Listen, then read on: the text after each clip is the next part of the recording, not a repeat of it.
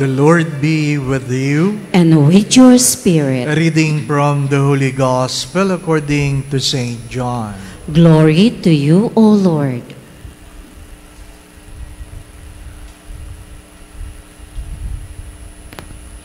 Since the Passover of the Jews was near, Jesus went up to Jerusalem.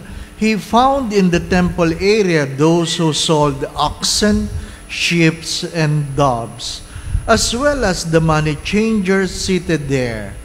He made a whip out of cord and drove them out all of the temple area with the sheep and oxen, and spilled the coins of the money changer and overturned their tables. And to those who sold doves he said, "Take this out of here and stop making my Father's house a marketplace." His disciples recalled the words of Scripture, "Zeal for your house will consume me." At this, the Jews answered and said to him, "What sign can you show us for doing this?" Jesus answered and said to them, "Destroy this temple, and in 3 days I will raise it up." The Jews said, "This temple has been under construction for 46 years, and you will raise it up in 3 days. But he was speaking about the temple of his body. Therefore, when he was raised from the dead, his disciples remembered that he had said this, and they came to believe the Scripture and the word Jesus had spoken. While he was in Jerusalem for the feast of Passover, many began to believe in his name, when they saw the sign he was doing. But Jesus would not trust himself to them because he knew them all and did not need anyone to testify about human nature. He himself understood it well.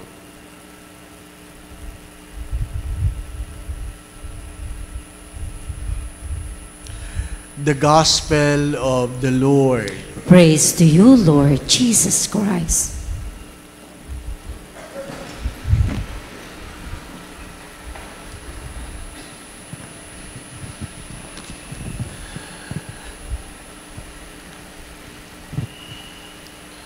Minsan, nahihirapan tayo pag dinediretso tayo ng tao.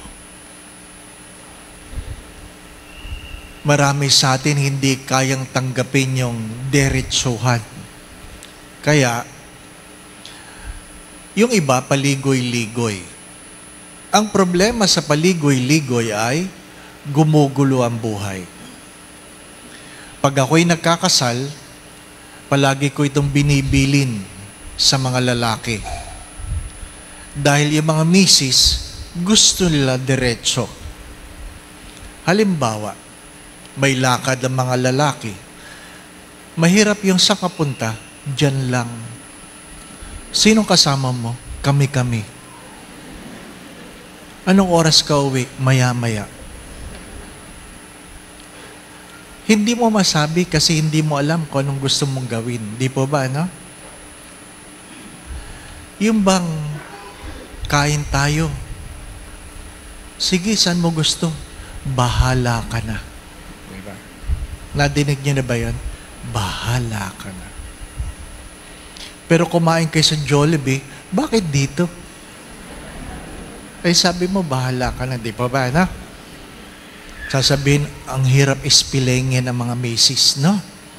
Kasi nagsabi ng bahala. Itong mas malala. Nagsusulisit. Magkano ba dapat i-donate? Bahala ka na. Nagbigay ka, sabi, kuripot.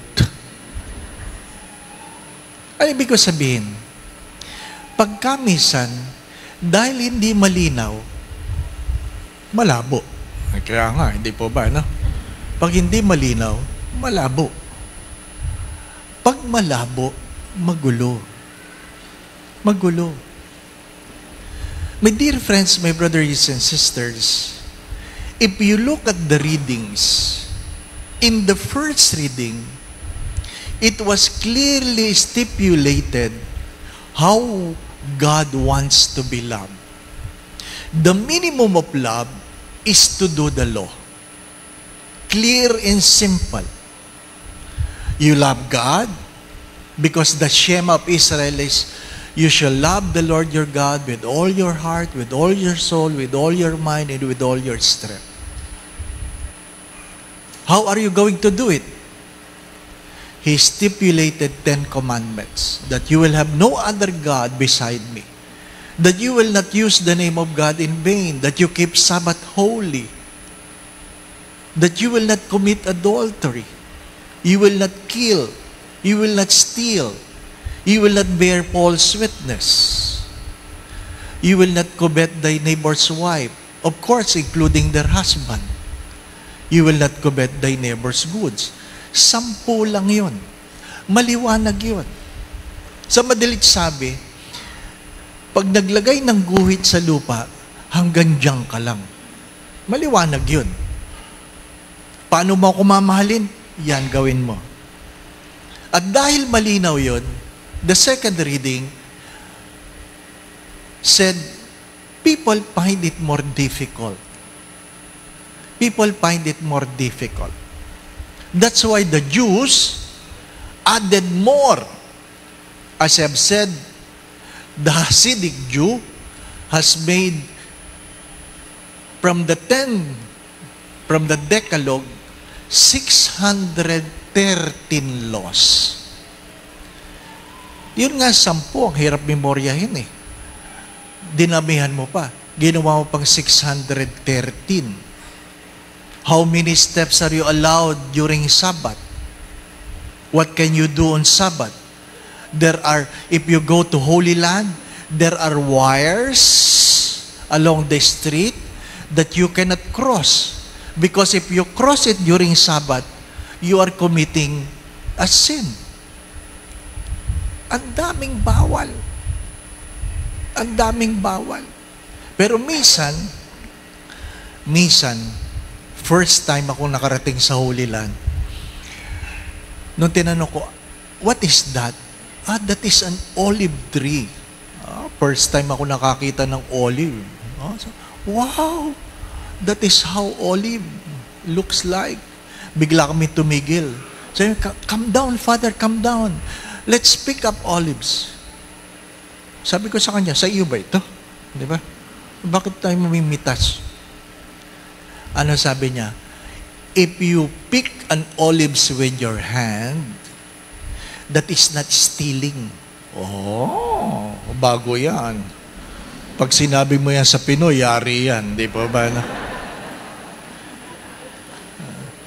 Yari yan. It becomes stealing if you use a shekel or a knife. Pagkarit. Ano pa? Kami mga Pinoy, kaya namin yan. Diba? Kasi tayo mga Pinoy, magaling tayo sa abilidad, di po ba? No? Sabi nga nung nahuli sa sinihan, maliwanag na maliwanag, no smoking. Nahuli yung isa. Binuksan talaga ang ilaw kasi pinuntahan ng pulis. Alam niyo bang bawal manigarilyo dito? Ha? Hindi ko po alam. Hindi mo ba nababasa nakalagay dyan? Basahin mo yan. Basahin mo. Nakalagay no smoking. Sabi niya, now showing. Grabe, ano? Nakalusot. Kilala ko yun. Alam ko marunong magbasa yun eh. Di ba? Pag makakalusot, lulusot. Bawal tumawid dito. May tumatawid talaga. Bawal dito. Nakakamatay. May tumatawid talaga. Ano nilagay? Bawal dito. May namatay na. Tumatawid pa rin. Sadyang matigas ang ulo natin. Di pa ba, na? Ano kaya yung mga bagay-bagay na alam mong mali, ginawa mo pa rin? Ano yung mga bagay-bagay na alam mong mali, ginawa mo pa rin? That is the question of today. Is there anything you do not know? And because you failed to know, you have done it. Name a sin that you have committed and you tell me you do not know. Hello? Name a sin that you have committed and you tell me you do not know. The answer is nothing. Because the moment you say, I know it, and still you did it, then you are more culpable. What is in the gospel? What is in the gospel? Even God got prostrated. Is it wrong to get angry? No. No. Bahagi ng pagkagalit. Ang masama ay nagtatanim ng sama ng loob. Pag hindi ka nagalit, ibig sabihin, okay lang. Okay lang. Ngayon, yung sagot na, bahala ka. Baguhin man tono doon. Lalabas kami magkakabarkada ha? Ang sagot ni Mrs., bahala ka. Ibang ibig sabihin nun, di po ba? No? Kakain kami sa labas ha? Bahala ka. Pwede ko bang gamitin ito? Bahala ka. May kalayaan ka ba na gawin yon? Bahala ka. Alam mo, hindi ka malaya. Pero ang Diyos, hindi niya sinasabing, bahala ka. Sinabi niya, ito ang pwedeng gawin, ito ang hindi pwedeng gawin. Kung nilabag mo yan, alam mong ikaw ay mapaparusahan. My dear friends, my brothers and sisters, don't make life difficult. Let the simple remain simple. Don't complicate things. Let the simple remain simple. Nagbibiroan kami. Kasi may nagkwento kanina sa pilgrimage, nahihirapan siya dahil ang layo ng lalakarin. Linggo, magmimisa kami. Sabi niya, kung hindi lang talaga linggo ngayon, Father, hindi ako magsisimba. Ang sabi ko sa kanya, alam po ninyo, kung hindi rin lang linggo ngayon, di ako magmimisa. Oh. Kasi ang layo nung nilakad eh. Layo nung nilakad. Feeling niya, siya lang nagre-reklamo. Di ba ba? No? Oh, pare-parehas lang. Di ba? Aminin mo. Aminin mo. Kung nahihirapan ka, aminin mo. Mga minamahal mga kapatid, dahil ayaw nating sabihin, gumugulo ang buhay. The late Father Eric Santos, marunong siyang magsabi ng mga bagay na hindi nakakasakit, pero totoo. Halimbawa, may muta ka. Hindi mo masabi sa kapwa mo, may muta ka eh. Hindi po ba na? Nasasabi niyo ba? Hindi. Kamot kayo ng kamot sa mata ninyo, hari nawa, kamutin niya ang mata niya. Hindi po ba? No? Nagdugo na yung mata mo, may muta pa rin siya. Oh. Ano sabi ni Father Eric? Simple lang yan, Father Dave. Simple lang yan. Tingnan mo siya. Ngitian mo siya. At sabihin mo sa kanya, may muta ako. At titingnan niya ang mata mo, sasabihin niya, wala ah. Ang sagot daw ni Father, buti ka pa, meron. O di nasabi mo, hindi po ba, no? Nasabi mo. Pwede mo naman sabihin ang totoo, hindi po ba, no? Pwede mo naman sabihin totoo. What are the things you are so afraid to tell someone? My dear friends, my brothers and sisters, what I'm trying to say, if you love a person, be direct. If you love a person, Be direct. Hello? Madali lang sabihin yon, pero mahirap gawin yon. Di po ba, no? Be direct. Let us not complicate things. Ano sabi sa second reading? Meron pa bang mas tatalino sa Diyos? Wala. Wala. Naiinis ka lang sa sobrang talino niya. Di po ba, no? Naiinis ka lang. Bakit? Nasasabi niya ang dapat niyang sabihin. If you're given a choice between two people, a person who can lie and a person who can tell the truth straight, I would say, choose the one who can speak the truth. Hindi bali ng masakit. Hindi bali ng masakit. Basta totoo. Later on, you will be grateful for that person who has told you the truth. Mahirap silang kaibigan. Minsan masakit sila magsalita, pero mas mapalad na meron kang kaibigan na tulad nila. Amen. Going back to what I've said, don't complicate things. Make life simple.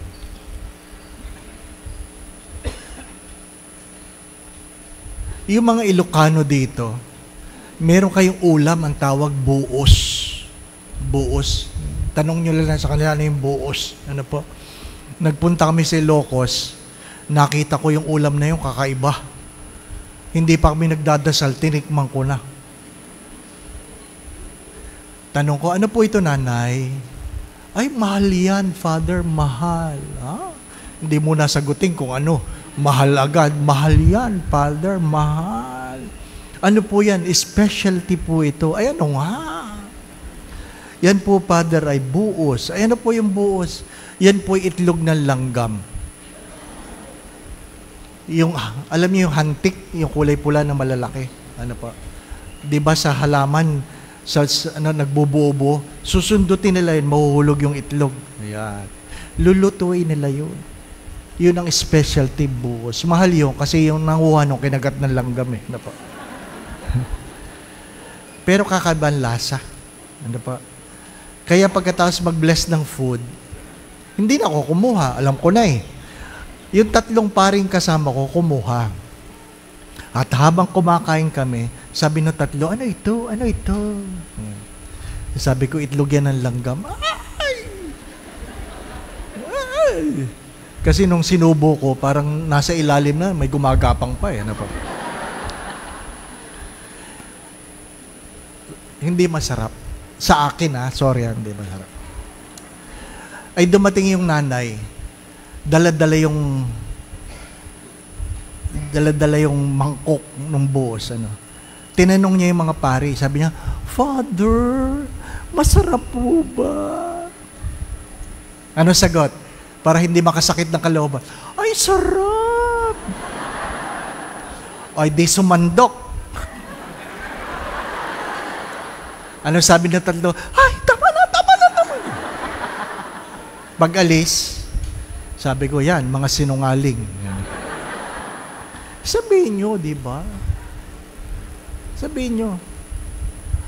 Naiinis yung iba sa inyo pag sinabi, Father, kilala mo pa ako? Hindi. O, di ba? Kaysa naman sa mangungumpisal pa ako kasi nagsabi ako, kilala ko, hindi ko makilala, di ba? No? Tapos may darating na iba, ipapakilala mo. Sino nga ba ito? Be simple. We have a God who stipulated the laws if you want to love Him. Simple lang yan. Kung gusto mo pumasok sa pinto ng langit, gawin mo yan. Kung hindi mo yan nagawa, huwag kang magpumilit pumasok. Di po ba, no? Simple lang. Simple lang. Don't complicate things. Be truthful with your words. Please rise. The Lord be with you. And with your spirit. Bow your heads and pray for God's blessing. Direct, O Lord, we pray, the hearts of your faithful. In your kindness, grant your servants this grace, that abiding in the love of you and their neighbor, they may fulfill the whole of your commands. This we ask through Christ our Lord. Amen. And may Almighty God bless you and your family, the Father, the Son, and the Holy Spirit. Amen. We go in peace to love and serve the Lord. Thanks be to God.